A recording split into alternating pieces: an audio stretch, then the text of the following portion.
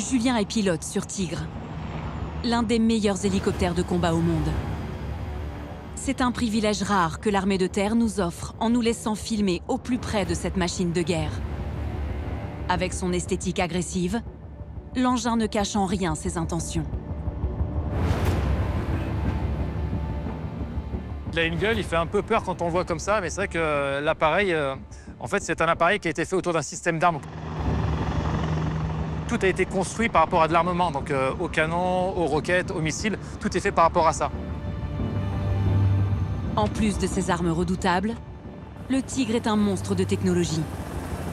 Avec ses multiples capteurs ultra-sensibles de dernière génération, il repère ses ennemis à plusieurs dizaines de kilomètres à la ronde.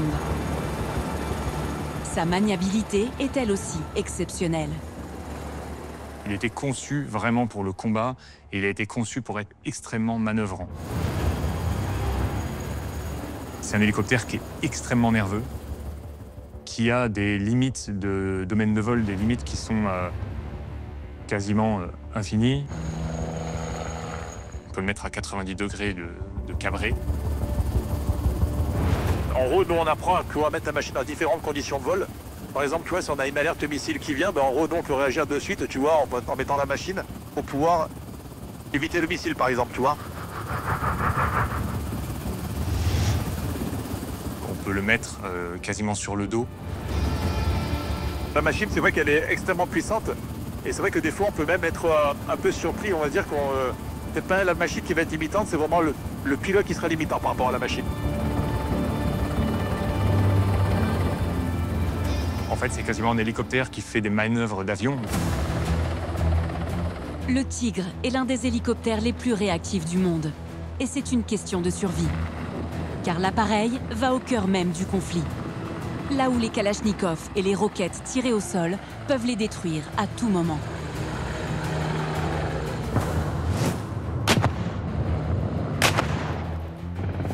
Piloter un hélicoptère de combat est l'une des missions les plus dangereuses au monde.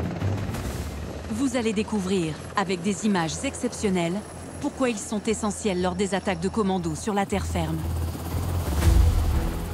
Voilà, le cœur de notre mission, c'est d'appuyer nos camarades des forces terrestres. On est là pour eux, pour leur faciliter leur mission, pour les récupérer en cas de difficulté. Et donc pour eux, effectivement, c'est une garantie, avant de s'engager, de savoir que s'il y a le moindre souci, on sera là pour venir les chercher. Les Tigres, hélicoptères d'attaque, et les Caïmans sont des vaisseaux exceptionnels, conçus pour délivrer des commandos sur le front.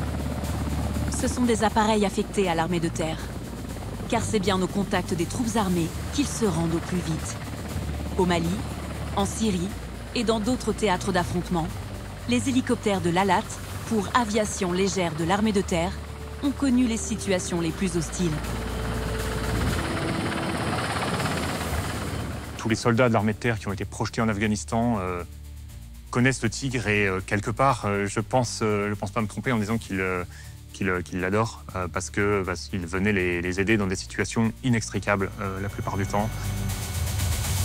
C'est très sécurisant pour nos camarades au sol de savoir qu'il y a un hélicoptère Caïman qui va être en mesure en 10 minutes de venir récupérer en cas de problème, qu'il y a un hélicoptère Tigre qui est capable de les appuyer s'ils ont besoin de s'extraire d'une zone difficile ou de faciliter leur action. La spécificité de l'hélicoptère, c'est qu'il est capable de décoller et de poser de n'importe où, de jour comme de nuit, quelle que soit la météorologie. C'est ça qui fait la différence entre un hélicoptère, un char ou un avion. Voilà. Et il décolle n'importe où, n'importe quand pour aller chercher un soldat blessé, pour aller déposer des commandos, pour aller appuyer une unité au sol qui est engagée.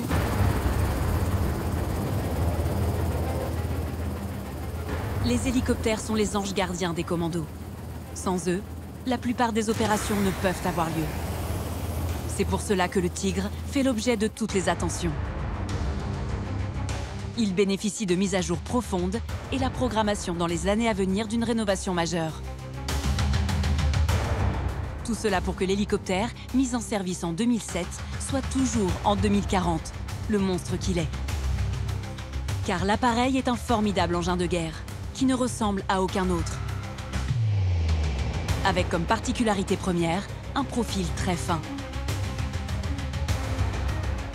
C'est ce qu'on appelle un hélicoptère en tandem. Un hélicoptère en tandem, et comme son nom l'indique, c'est un hélicoptère au sein duquel l'équipage n'est pas placé côte à côte. Cette architecture permet ainsi d'emporter beaucoup d'armements sur les flancs. Si on gardait la version classique d'un hélicoptère côte à côte, l'hélicoptère deviendrait très large avec ses emports de missiles et de réservoirs supplémentaires. En position basse se trouve le pilote de l'appareil. Sa mission première est de manœuvrer le Tigre dans des situations parfois très hostiles. Entre le relief, les différents obstacles se trouvant sur son parcours et les tirs ennemis, sa concentration est totale sur son environnement. Il a les yeux uniquement dehors, de temps en temps un coup d'œil au GPS pour savoir s'il est dans la bonne direction, mais le pilote ne peut faire que ça. On a le pare-brise devant, on a également une partie vitrée au-dessus. En fait, on a vraiment une partie vitrée de partout qui permet de pouvoir regarder devant, derrière, en hauteur. Il est vraiment fait pour le combat, cet hélicoptère. Le poste de pilotage est conçu pour que tous les éléments importants soient très facilement accessibles. Toute l'instrumentation de bord est faite pour avoir les boutons à proximité des commandes assez rapidement. Le poste arrière, on l'appelle le poste gunner. Le rôle en mission le rôle principal n'est pas de piloter, mais mettre en œuvre l'armement, d'où le surnom de gunner. Lui est responsable de la mission, des communications radio et de l'aéronef en général. Donc chaque poste est vraiment distinct et chacun a sa propre fonction. Mais le gunner est automatiquement un ancien pilote de Tigre. L'appareil est donc pourvu d'un minimum d'éléments pour qu'en cas de force majeure, il puisse prendre le contrôle du vol. Le pilote, lui aussi, peut délivrer de l'armement et tirer avec un impressionnant canon. Il est à l'avant de l'appareil. Le canon, c'est vrai que c'est l'arme redoutable, je dirais, du Tigre. On peut embarquer 450 obus sur un vol. On tire à 720 coups minutes en cadence de tir. Le canon délivre ainsi des obus de gros diamètre et avec précision sur plusieurs kilomètres de la cible. Surtout que c'est du 30 mm. Et c'est en gros, à partir de 2400 mètres, on peut tirer et c'est quasiment du 100%. Il a un débattement qui est de plus ou moins 90 degrés de part et d'autre de la machine. Ça nous permet de pouvoir appuyer, par exemple, d'un côté ou de l'autre de l'aéronef en ayant une trajectoire qui est différente. Et si le canon est ultra performant, c'est parce qu'il a deux dispositifs exceptionnels. Le premier fait qu'il ne rate jamais sa cible. Il est asservi à une conduite de tir, c'est-à-dire un logiciel de calcul du point d'impact, c'est ce qu'on appelle la conduite de tir, qui permet au pilote, en fait, même si l'hélicoptère est en mouvement, eh bien, ça permet au gunner de pointer un point et d'être sûr que ce sera le point touché. Une fois l'ennemi loqué, il ne peut plus échapper au canon. Avec ses munitions perforantes à plus de 2 km, l'aéronef reste ainsi hors d'atteinte des tirs ennemis de faible capacité. Et si un danger apparaît brusquement au plus près de l'appareil, le canon est encore plus redoutable. C'est son autre atout majeur. Il est directement raccordé au casque du pilote ou du gunner. Il suit ainsi les mouvements du casque et offre une précision chirurgicale.